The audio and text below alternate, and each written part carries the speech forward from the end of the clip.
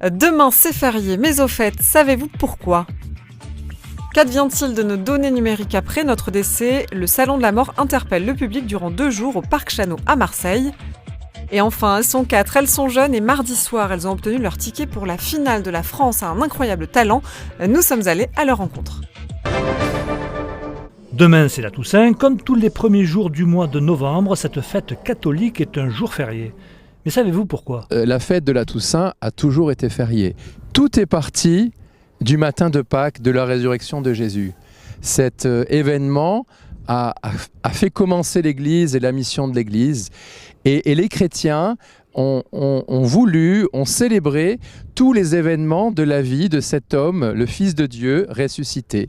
C'est pour ça que, à partir de la résurrection, on a célébré aussi la naissance de Jésus, le jour de Noël.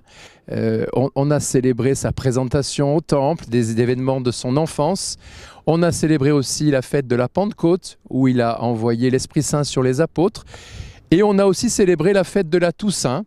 Et c'est pour ça que le 2 novembre, on va prier pour les défunts, que beaucoup vont se rendre dans les cimetières pour honorer la tombe des défunts de leur famille. Non pas parce qu'ils ont peur, mais parce que à travers ce geste, ils expriment, mais oui, nous croyons que tu es vivant, que tu es proche de nous, que tu pries pour nous, et on est là avec toi.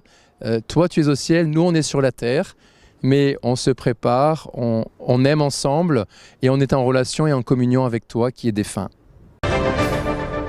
On la connaissait sous les traits de la grande faucheuse. Aujourd'hui, la mort a aussi pris le tournant du numérique. Et au Salon de la Mort au Parc Chano à Marseille, aujourd'hui et demain, les assureurs mutualistes Vive et la Maïf interpellent le public sur ce qu'il pourrait advenir de nos données numériques après notre départ. Alors faut-il transmettre des directives à nos proches et pourquoi pas écrire un testament pour nos données ? Benjamin Rosor, fondateur de Transmissio, s'est penché sur la question. D'abord, je fais le point sur tout mon capital numérique.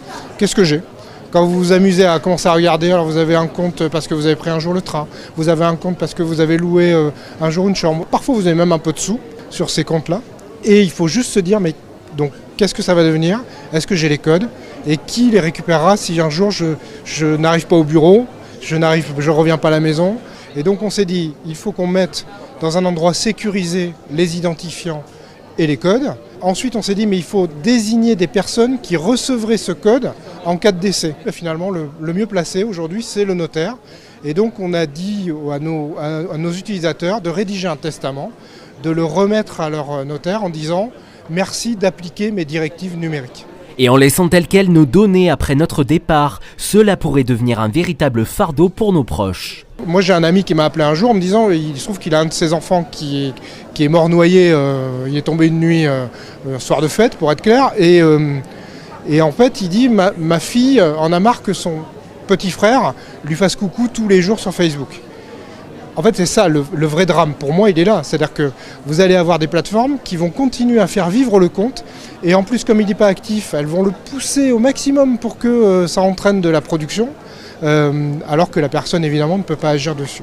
Faut-il effacer, laisser en l'état ces données ou les faire entretenir par ses proches après la mort ? La réponse appartient à chacun, mais bientôt il y aura plus de morts que de vivants sur Facebook, car chaque minute, 3 utilisateurs de la plateforme disparaissent.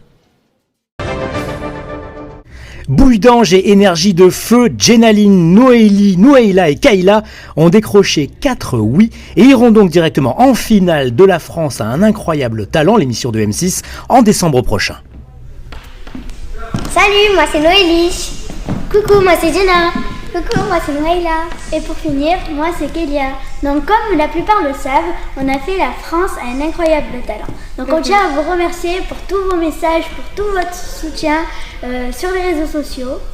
Merci d'avoir été au rendez-vous, mardi soir. On était très contentes, on s'est éclaté à regarder. Oui. Et franchement, vous allez voir, à la finale, on va tout défoncer.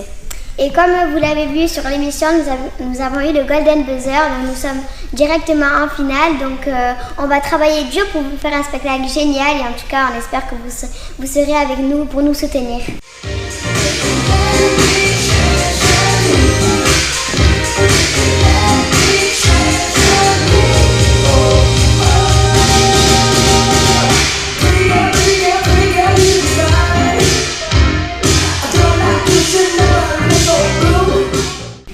embrasse.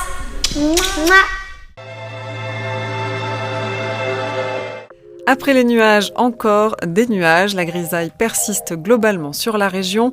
Le matin, cependant, le soleil est lui aussi de la partie. Le vent discret et l'ambiance agréable.